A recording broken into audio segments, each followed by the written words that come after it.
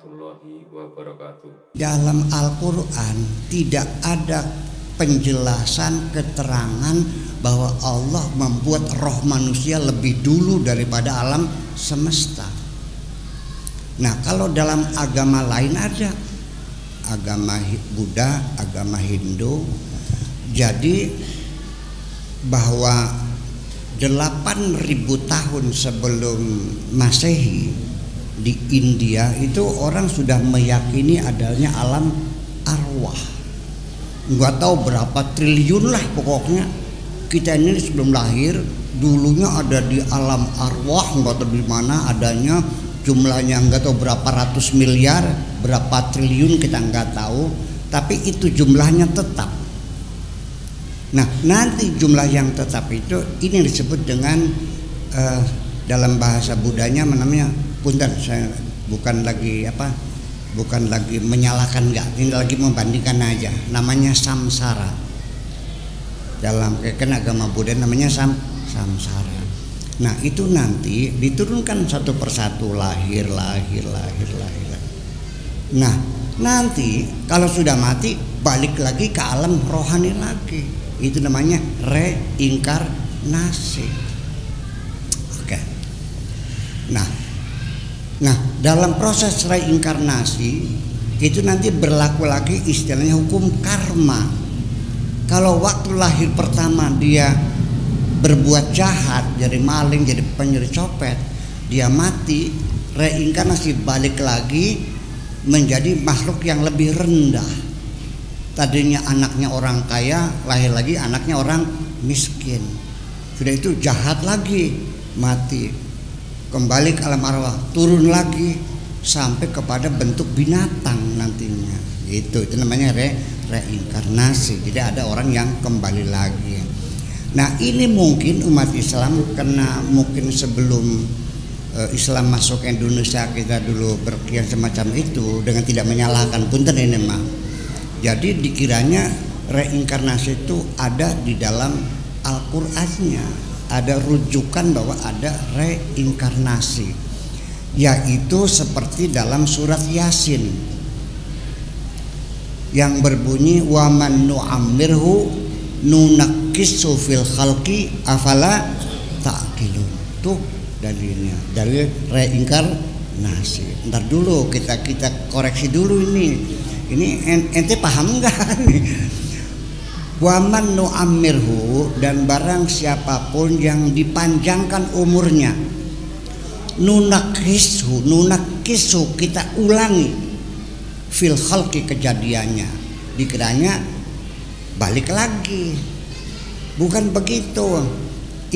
Itu artinya begini, waman nu'ammirhu, orang yang umurnya panjang itu, nunakkisu fil khalqi, sel-sel tubuh yang rusak diganti lagi dengan sel-sel yang baru secara sempurna.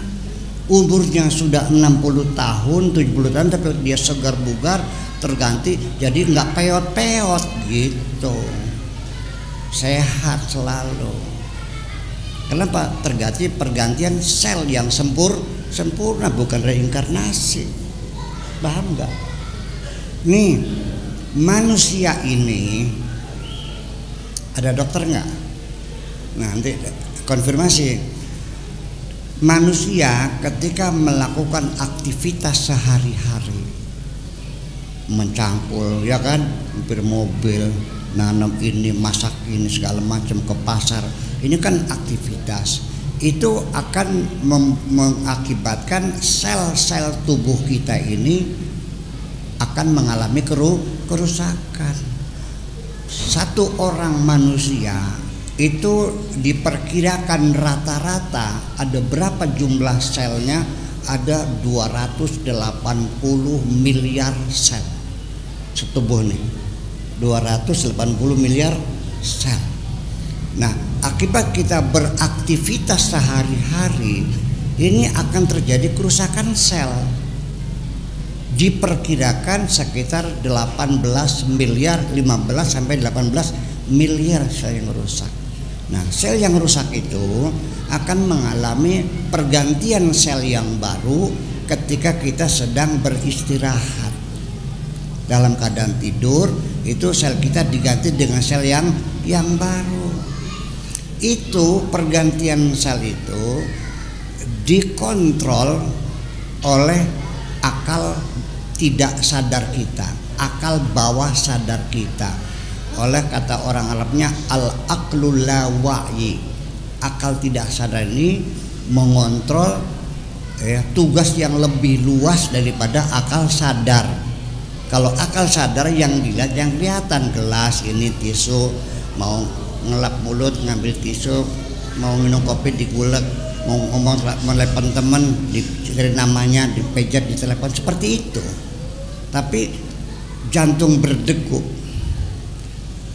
paru-paru kembang kempis, memompa darah, itu bukan kerja otak sadar kita, otak tidak sadar kita yang bekerja. Nah, makanya ketika pergantian sel baru itu secara sempurna, itu termasuk wa man nu'ammirhu nunakisu fil khalqi, bukan urusan reinkarnasi. Ya silakan kita debat, silakan kalau perlu, bahwa dalam Islam nggak ada reinkarnasi itu, nggak ada hukum karma. Ya kita mata ibnu Adam in qata'a amalu, selesai sudah, nggak bakal bolak-balik begitu. Itu bedanya dengan tidak menyalahkan siapapun. Ya, jadi artinya bahwa bagaimanapun tidak bisa dihindari, kita dalam pertarungan peradaban itu mesti ada saling pengaruh mempengaruhi. Nah, itulah makanya, sehingga di situ ada hukum reinkarnasi, ada hukum karma. Nah, makanya supaya kita ini bisa melepaskan samsara, artinya rohani yang menderita ini, dengan istilah samadhi, renungan spiritual. Begitu kita sudah menemukan jati diri kita, ini begitu kayaknya, kira-kira, mohon maaf barangkali salah. Nah, baru itu kita baru masuk ke dalam wilayah kebahagiaan yang abadi, namanya nirwana. Begitu. Dalam Islam nggak ada surga nanti terakhir, kalau udah mati semua gitu. Jadi itulah persoalannya banyak sekali.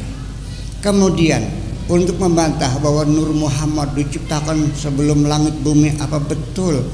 Di Al-Quran mengatakan bahwa manusia dijadikan itu sekarang, dulu mah nggak ada namanya alam arwah tuh, nggak ada. Yuk kita dengarkan dalam surat Al-Insan. Bismillahirrahmanirrahim. Hal ata 'alal insani hinum minad dahri lam yakun syai'an madhkura. Inna khalaqnal insana min nutfatin amsyajin nabtalihi wa ja'alnahu sami'an basira. Kapan manusia diciptakan?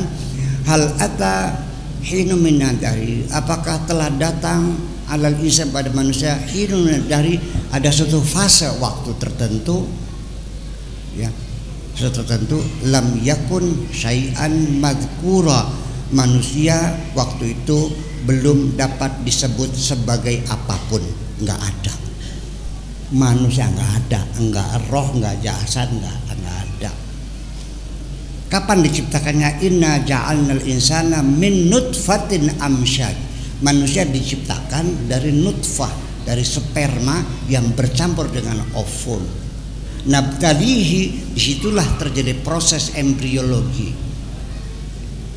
Wa ja'alnahu sami'an basira, baru setelah itu sebagai manusia yang bisa melihat dan bisa mendengar. Itu informasi jelas, nggak ada itu namanya alam arwah dalam Islam. Dengan tidak menyalahkan, kita lagi mengkonfirmasikan dalam Al-Quran tidak ada namanya Nur Muhammad, adanya laulaka seperti sudah diciptakan dari rohani munculnya. Itu mungkin pengaruh yang lain. Kemudian lagi juga ada yang mengatakan bahwa dalil lagi, ini banyak Al-Qurannya yang menjadi ayat-ayat mirip-mirip kayak reinkarnasi itu ada. Seperti Wa idz akhadha rabbuka min bani adama min zuhurihim dzurriyyatahum. Apakah ingatlah kamu ketika Tuhanmu mengambil dari Bani Adam min zuhurihim, dari tulang punggungnya, dzurriyyatahum, bahwa manusia itu diciptakan dari sperma yang diproses di tulang belakang itu, min zuhurihim. Kemudian wa asyhadna ala anfusihim, dan kami persaksikan kepada mereka, alastu bi rabbikum, bukankah aku Tuhanmu? Qalu syahidna. Nah ini jadi pertanyaan, ini jangan-jangan waktu di alam arwah kita ditanya, apakah aku ini Tuhanmu? Lalu rohnya mengatakan, ya kami menyaksikan. Bukan, itu artinya bahwa, nah itulah makanya kita lihat lagi bahwa wasyana ala anfusim alastu bi rabbikum itu setelah Tuhan menciptakan sperma, dan sperma itu kemudian bertemu dengan ovum, lalu terjadi proses embriologi. Nah ketika terjadi pertemuan sperma ovum itu pertama kali yang disebut dengan cetak biru kemanusiaan, itu namanya deoksiribonukleik acid namanya, atau disingkat menjadi DNA.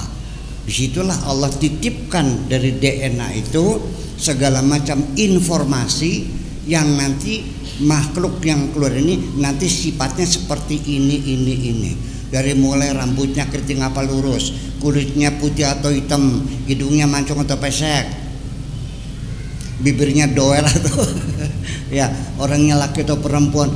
Itu dalam satu deoksiribonukleik acid yang tidak kelihatan mata kecuali dengan mikroskop, itu baru kelihatan DNA itu. Di situ menyimpan informasi tentang masa depan anak manusia yang bakal lahir. Informasi itu dari mulai warna kulit, warna mata, warna ini tulangnya, jenis darahnya, bakatnya, kebiasaannya, sampai segala macam.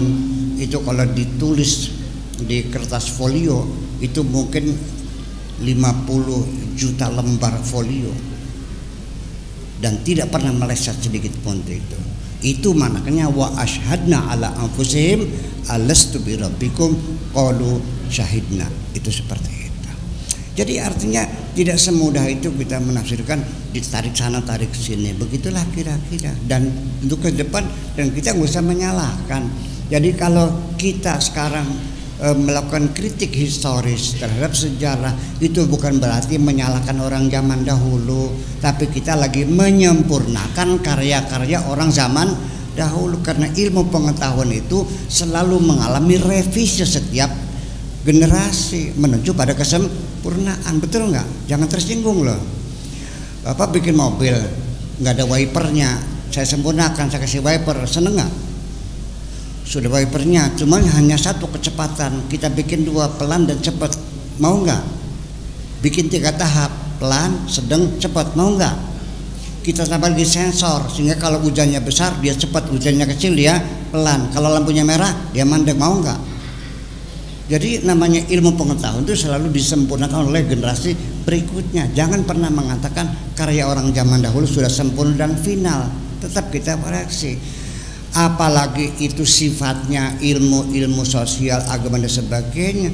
Fisika partikel pun yang disebut ilmu pasti, ternyata ketika diuji ulang terdapat kekurangan, kekeliruan yang perlu direvisi. Percaya enggak? Nah itulah makanya jadi kita mesti jelas sekali bahwa ke depan umat Islam, cobalah daripada kita terjebak kepada ritual-ritual saja, cobalah kita titip sama anak-anak kita, suruh ngaji dong, suruh belajar, betul nggak? Pesantren kan sana di Jombang, di Kediri, terserah ada di mana, supaya anak-anak kita masa depan kita. Nanti kalau nanti ilmu pengetahuan membuktikan keliru, kan bisa pada murtad anak-anak kita, betul nggak? Kita buktikan sekarang, yuk, yang kira-kira ini coba kita perbaiki semuanya, karena walau bagaimanapun juga namanya karya tulis tetap aja ada kekeliruan begitu. Saya kira ini waktunya sudah cukup lama saya bicara ini karena ada sesi tanya jawab. Tanya jawab itu artinya saya ingin belajar dari orang Cengkareng.